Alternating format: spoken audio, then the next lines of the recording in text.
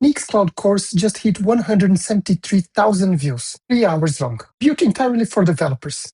But here is what nobody's talking about. 80% of what Claude Code do, it is not only writing code. I am a project manager. I've been using it every single day for things that would bore any developer to tears. I'm going to show you 5 different tasks that I do every week that take less than 2 minutes each. Zero coding and zero coding experience. And the last one, task 5, is the one that saves me the most time. Let me show you. Cloud Code sounds like it's only for coders. That name is misleading. In reality, it is a general purpose AI that can do a bunch of things. Read files, browse through the web, analyze data, and write code, all through plain English. The difference versus ChatGPT, Cloud Code works with the files on your own computer, not copy-paste into a checkbox. In the previous video, I showed you how to set up this whole environment. Today, we are into daily use. So this is it. It is just a checkbox with files on your computer. You type what you want, it does it for you. Let me show you. Hey, Claude, what files are in this folder?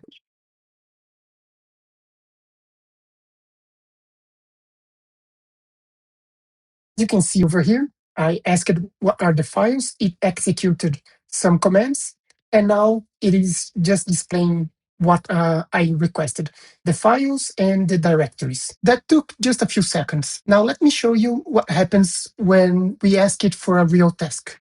In this folder on our left, I have several files that are information about a specific company that is called Acme Corp. I need to go through all these files, understand what is the current status of this company, and then I need to prepare for a meeting tomorrow. Normally, I'd spend 45 minutes reading through all the files, checking what each of them brings of data, and preparing the meeting myself. Now, let's see what happens if I just ask Claude to do it for me.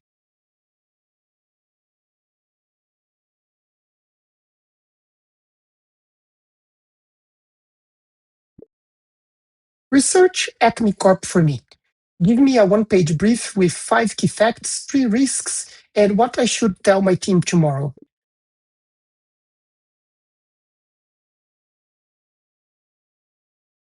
Now look at that. It was able to read through all the 7 files, and it came up with exactly what I asked. Acme Corp Executive Brief, May 2026. Who they are? Series C B2B SaaS startup, Austin, Texas. Product is Acme Flow, workflow automation for mid-market, 50 to 500 seat companies. 47 million raised, approximately 320 employees. 5 key facts. It is mentioned in the ARR. They own the under 100 seat deals. Sales leadership is vacant.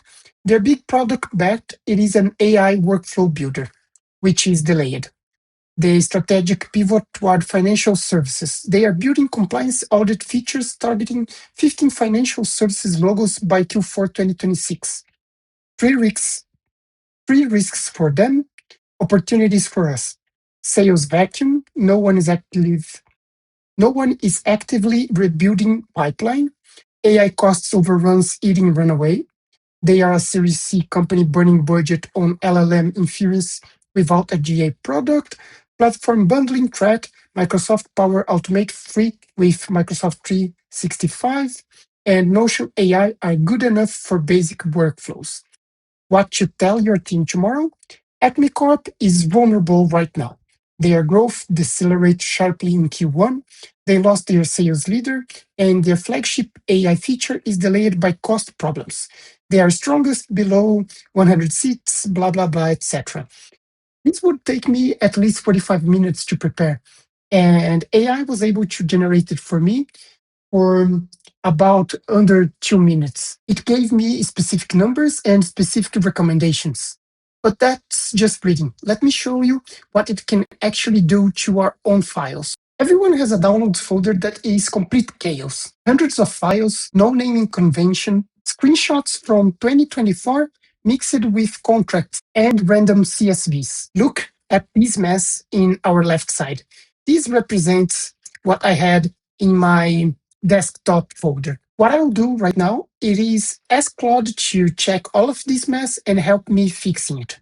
Look at this folder, rename files to be descriptive and organize them into subfolders by type. Show me what you did. So Claude now it is not only thinking, but if you look at here, it's already moving the files and creating all of these other subfolders and organizing everything for me. So you see all the mess just vanished. It is saying that it created 6 subfolders by type. So documents, spreadsheets, presentations, images, audio, and scans. It is also mentioning what are the files that entered each of the folders. So if we go on our left and open the documents, we can see that we have Word documents, PDFs, and text files. Removed the redundant suffixes like v2 underscore final underscore revised, and it gave clean descriptive names. It standardized dates. So for the images that had EMG underscore 2024-03-12, it became photo 2024-03-12. Removed the timestamps from screenshots, marked duplicates explicitly, and using consistent kebab case throughout. Okay, that's perfect. Here you had 31 files organized in seconds. Since I started doing that, my downloads folder hasn't been organized since forever. But organizing files, it is one thing. What about actually understanding data? With this example over here, I want Claude's help to organize my personal finances. I have a CSV file with the last 3 months of my expenses. I am a bit lost here, so I want to know where my money is going. Read this CSV, show me my top 5 expanding categories, flag any unusual charges, and tell me my monthly trend.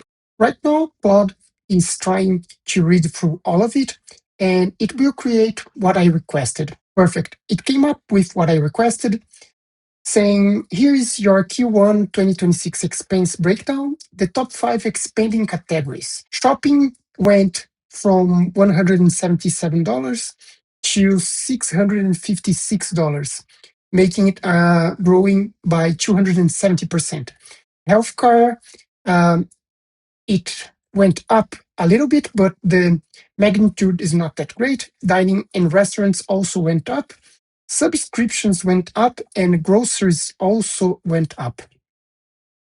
Which it came up to me and said, okay, shopping is your runaway category, driven by a 189 hotel charge, a 143 Best Buy purchase, and a $75 night purchase, all in March.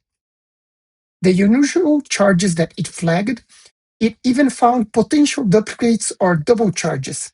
Walmart grocery on February 8th and 11th, with 2 charges totaling 160 and 2 charges totaling 136. And then it also found a subscription anomaly. Netflix was charged for $47.99 on both February 14 and February 17.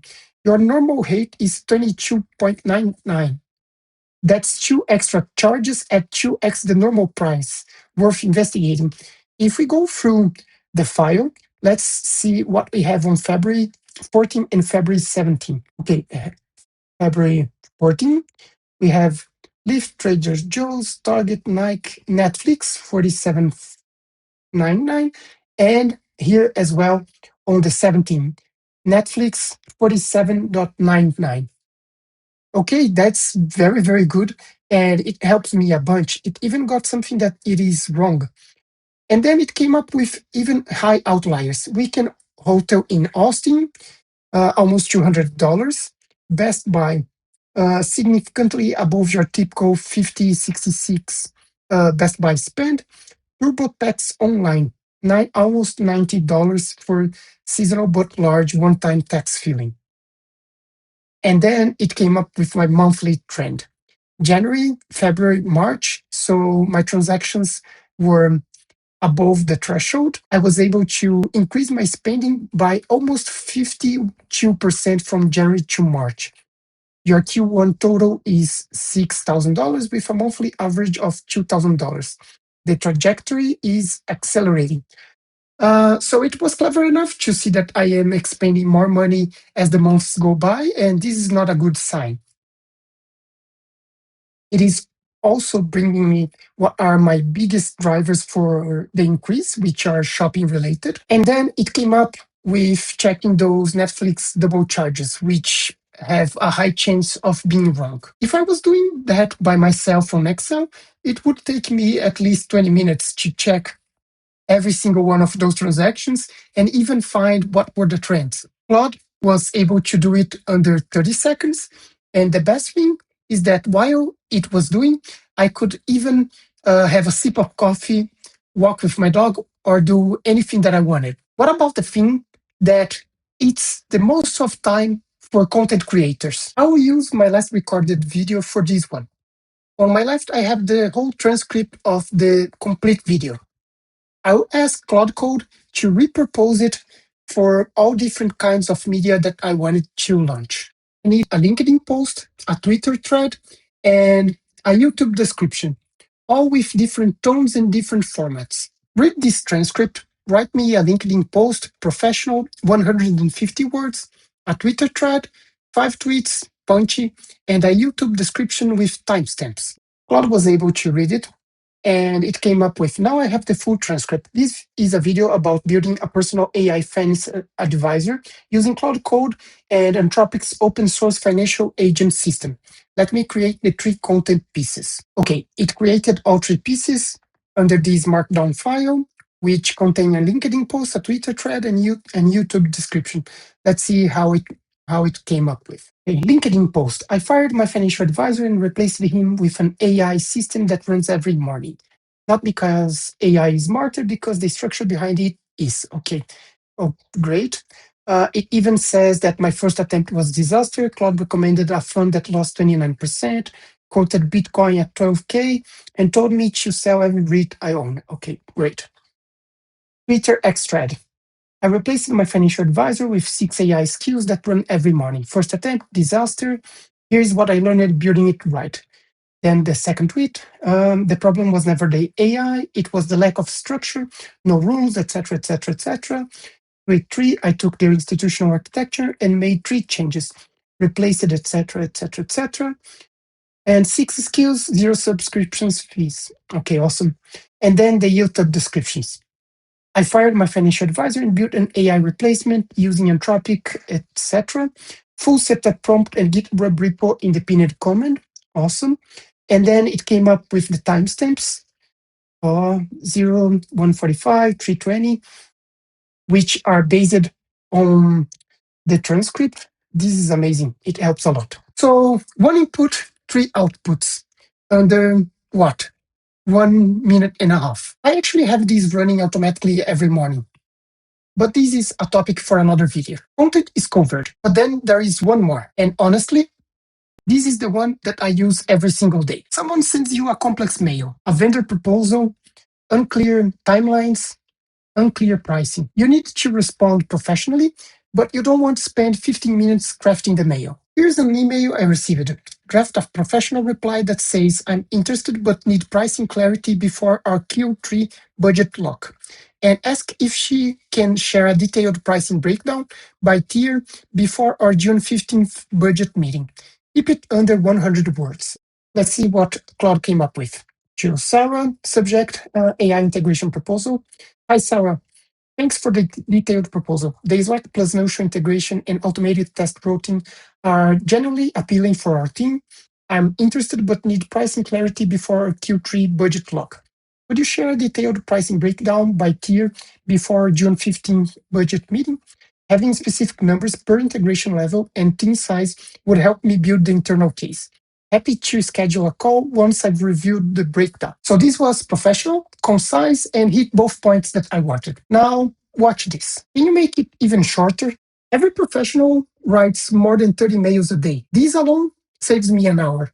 We had 5 tasks with 0 code, each under 2 minutes. Let me give you everything that you need to do it for yourself. We started with a 3-hour long course. You just saw the same tool execute 5 different tasks in under 10 minutes total. No terminal comments, no programming, just plain English. I've put all 5 prompts in the description, just copy, paste it, and run them. They work out of the box. Did any of these help you? Drop it in the comments. I want to know if any of these comments helped you or if you have any other ideas that could help you even further. If you want to see how I set this up from scratch, watch this video where I walk through the completer beginner setup. I'll see you in the next one.